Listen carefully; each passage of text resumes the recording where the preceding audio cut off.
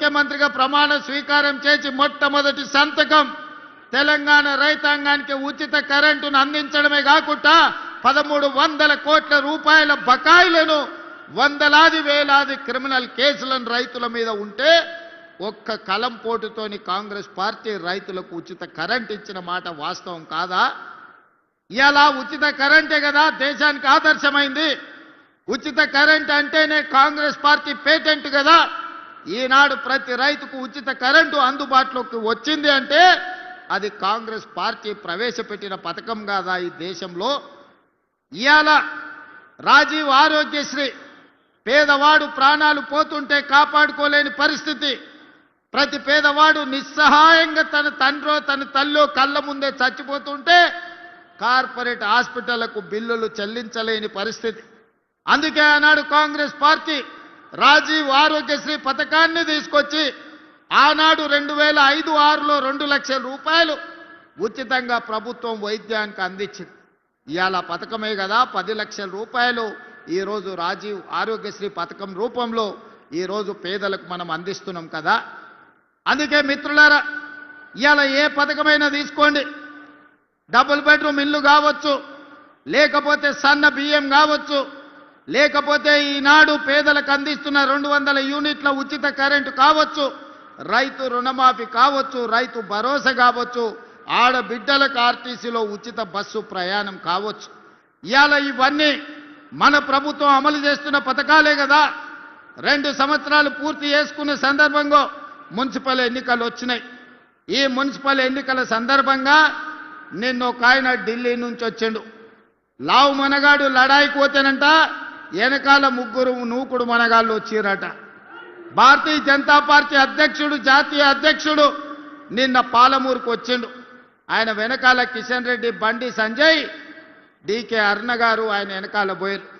మరి నేను అడుగుతున్నా ఈరోజు కిషన్ రెడ్డి గారిని, బండి సంజయ్ గారిని, డీకే అరుణమ్మ గారిని మీ జాతీయ అధ్యక్షుడిని తీసుకొచ్చిండ్రు కదా, మాకేం అభ్యంతరం లేదు. మోడీ గారిని, అమిత్ షా గారిని, మీ నాయకులు ఎంతమంది ఉన్నారో ఢిల్లీ మొత్తం దేశం మొత్తం ఉన్నోళ్ళ అందరినీ తెలంగాణ రాష్ట్రంలో మున్సిపల్ ఎన్నికలలో ప్రచారానికి తీసుకురండి. ఒక్క మున్సిపాలిటీ అయినా మీరు గెలుస్తారేమో మా కాంగ్రెస్ పార్టీ కార్యకర్తలు చూసుకుంటారు. మా కాంగ్రెస్ పార్టీ కార్యకర్తల సత్తా ఏందో ఇవాళ బీజేపీ వాళ్ళకు చూపిస్తారు. నేను అడగదలుచుకున్న బీజేపీ జాతీయ అధ్యక్షుని 2014లో నరేంద్ర మోడీ గారు మా మహబూబ్నగర్ జిల్లాకు వచ్చినప్పుడు పాలమూరు రంగారెడ్డి ఎత్తిపోతల పథకాన్ని జాతీయ ప్రాజెక్టుగా చేస్తాము అని అన్నాడు. 3 సార్లు మోడీ గారు ప్రధానమంత్రి అయ్యాడు. 12 సంవత్సరాలు బీజేపీ అధికారంలో ఉంది. మీకు చేతులు రాలేదా? పాలమూరు రంగారెడ్డి ఎత్తిపోతల పథకాన్ని జాతీయ ప్రాజెక్టుగా ప్రకటించాలన్న ఆలోచన కానీ మీకు దేవుడు ఇవ్వలేదా అని నేను అడుగుతున్నా. ఇవాళ కాళేశ్వరం ఇవ్వలేదు, జాతీయ ప్రాజెక్ట్ ఇవ్వలేదు, మెట్రో రైలు ఇవ్వలేదు, మూసీకి నిధులు ఇవ్వలేదు, రీజనల్ రింగ్ రోడ్డు పూర్తి చేస్తామని చెప్పలేదు. మరి ఏమి ఇవ్వడానికి మీ జాతీయ అధ్యక్షుడిని తీసుకొచ్చిరని నేను అడుగుతున్నా. ఎన్నికల సందర్భంగా మా పొన్నం ప్రభాకర్ గారు చెప్పిండ్రు, బీజేపీ ఏమిచ్చిందా అంటే గాడిద గుడ్డిచ్చిందని పార్లమెంట్ ఎన్నికల్లో చెప్పిండ్రు. ఇవాళ నిజంగానే బీజేపీ జాతీయ అధ్యక్షుడు తెలంగాణ రాష్ట్రానికి వచ్చేటప్పుడు గాడిద గుడ్డు తీసుకొచ్చిండు తప్ప ఆనా పైసా కూడా ఇవాళ ఇవ్వలే. ఏ మొహం పెట్టుకొని 12 ఏళ్ల తర్వాత కూడా నరేంద్ర మోడీ గారు ఇచ్చిన హామీ పాలమూరు రంగారెడ్డి ఎత్తిపోతల జాతీయ ప్రాజెక్టు ఇవ్వకుండా, మెట్రో రైలు 2వ విడత ఇవ్వకుండా, మూసీ ప్రక్షాళనకు నిధులు ఇవ్వకుండా, రీజనల్ రింగ్ రోడ్డును కట్టుకోవడానికి అనుమతులు ఇవ్వకుండా ఏ మొహం పెట్టుకొని ఇవాళ బీజేపీ వాళ్ళు ఇవాళ ఓట్లు అడగడానికి వచ్చిందని నేను అడుగుతున్నా. ఇవాళ సూటిగా నేను అడుగుతున్న బీజేపీ నాయకులను, బీఆర్ఎస్ బీజేపీ బంధం ఫెవికాల్ బంధం కాదా? వీణా వాణి బంధం కాదా? మీ శరీరాలు వేరైనా మీ తలలు ఒక్కటే కాదా? మొన్న జరిగిన పార్లమెంట్ ఎన్నికల్లో బీఆర్ఎస్ చచ్చే అవయవదానం చేసింది.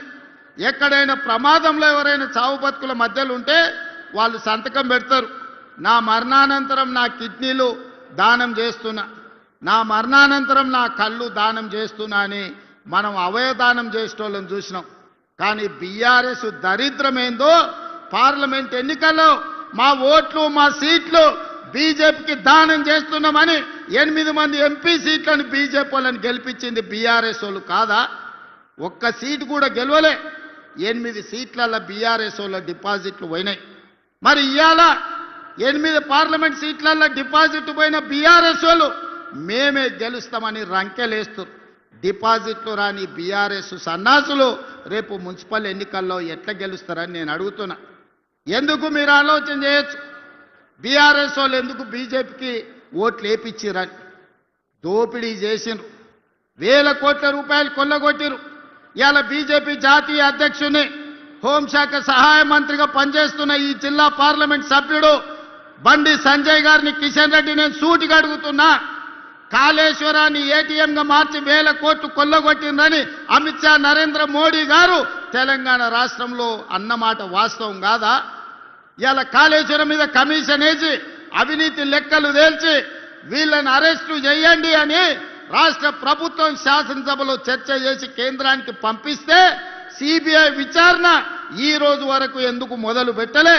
దీనికి సమాధానం బండి సంజయ్ కిషన్ రెడ్డి చెప్పాల్సిన అవసరం లేదా? వేల కోట్లు కొల్లగొట్టిన కాళేశ్వరం, 1,00,000 కోట్లు పెట్టి కట్టిన కాళేశ్వరం 3 ఏళ్లలోనే కూలేశ్వరమై కూలిపోతే ఇవాళ సిబిఐ విచారణ కోసం కేంద్ర ప్రభుత్వానికి శాసనసభ సాక్షిగా నిండు సభలో తీర్మానం చేసి సిబిఐ కేసులు పెట్టి కేసీఆర్ను హరీష్ను బొక్కలో తొయ్యండి అని అసెంబ్లీ సాక్షిగా తీర్మానం చేస్తే 6 నెలలైంది. అతి లేదు, గతి లేదు, సిబిఐ విచారణ లేదు. మరి దేశ ప్రధానమంత్రి అమిత్ షా గారు కాళేశ్వరాన్ని ఏటీఎంగా మార్చుకొని వేల కోట్లు కేసీఆర్ కొల్లగొట్టిందని చెప్పినప్పుడు విచారణ చేసి బొక్కలేమని మీకే కదా మేము అధికారం ఇచ్చింది. మీరు ఎందుకు వాళ్ళ మీద కేసు పెట్టలేదు? దీని వెనకాల ఉన్న మర్మమేంది, మాయేంది అని చెప్పి నేను ఇవాళ బీజేపీ వాళ్ళని అడుగుతున్నా. ఫార్ములా ఈ రేస్ పేరు మీద కోట్ల రూపాయలు కొల్లగొట్టి కేటీఆర్ గారు అవినీతి అక్రమాలకు పాల్పడ్డాడని చర్యలు తీసుకోవడానికి అనుమతి ఇవ్వమని, ఐఏఎస్ ఆఫీసర్ల మీద అనుమతి ఇవ్వమని కేంద్రానికి లేఖ రాస్తే 6 నెలల నుంచి ఢిల్లీలోనే ఆ లేఖ మూలుగుతుంది. ఒక పక్కన కాళేశ్వరంలో కేసీఆర్ హరీష్ను, ఫార్ములా ఈ రేసు కార్ల కుంభకోణంలో కార్ పార్టీ కేటీఆర్ను కాపాడుతున్నది బీజేపీ వాళ్ళు కాదా? ఇవాళ బీజేపీ బీఆర్ఎస్ బంధం రేపు మున్సిపల్ ఎన్నికలలో కూడా ఉంటుంది.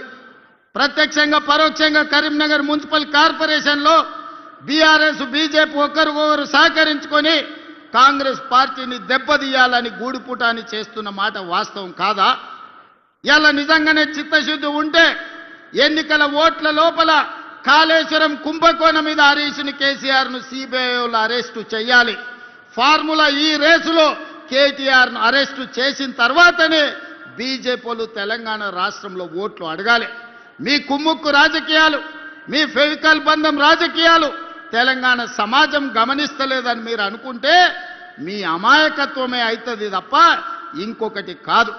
అందుకే ఇవాళ సూటిగా అడుగుతున్న బీజేపీ నాయకులను, మీ జాతీయ అధ్యక్షుడు వస్తే అనా పైసా వేడు గాడిద గుడ్డు తీసుకొస్తాడు. ఈ రోజు అవినీతికి పాల్పడ్డ బీఆర్ఎస్ వాళ్ళని మీరు కాపాడుకుంటూ మీరు ప్రొటెక్షన్ మనీ తీసుకుంటున్నారు వాళ్ళ దగ్గర. ఇవాళ మీరు కాపాడడానికి వాళ్ళ దగ్గర మీరు మామూలు వసూలు చేసుకుంటున్నారు తప్ప మీరు వాళ్ళని అరెస్ట్ చేసే పరిస్థితి లేదు. అందుకే మిత్రులారా, తెలంగాణ సమాజాన్ని ఆలోచన చేయమని నేను చెప్తున్నా. ఇవాళ బీజేపీ బీఆర్ఎస్ వాళ్ళు చీకటి ఒప్పందంలో భాగంగా కాంగ్రెస్ పార్టీని దెబ్బతీయాలని చూస్తున్నారు. 2 ఏళ్లలో మీరేం చేసిండ్రని మమ్మల్ని అడుగుతారు. నేను అడగదలుచుకున్న 10 ఏళ్ళు కేసీఆర్ ఏం చేసిండో, 12 ఏళ్ళు నరేంద్ర మోడీ ఏం చేసిండో లెక్క చెప్పండి. 2 ఏళ్లలో మేము ఏం చేసినామో శాసనసభలో లెక్క చెప్తా. ఒకవేళ మీకు ఈ వేదిక మీద నుంచి 2 ఏళ్లలో మేము ఏం చేసినామో ధైర్యం ఉంటే లెక్క రాసుకోండి. గుండె బగిలి సస్తారు బీజేపీ వాళ్ళు, బీఆర్ఎస్ వాళ్ళు, లెక్క రాసుకోండి అని చెప్పి నేను ఈ వేదిక మీద నుంచి చెప్పదలుచుకున్నా. విద్యార్థుల కోసం ఈ 2 ఏళ్లలో 70,000 ప్రభుత్వ ఉద్యోగాలు ఎల్బీ స్టేడియం సాక్షిగా, శిల్పారామం సాక్షిగా ఎన్నో ఏళ్ల నుంచి నీళ్లు నిధులు నియామకాల పేరు మీద తెలంగాణ ఉద్యమం జరిగితే నియామకాలు మీరు చేపట్టకపోతే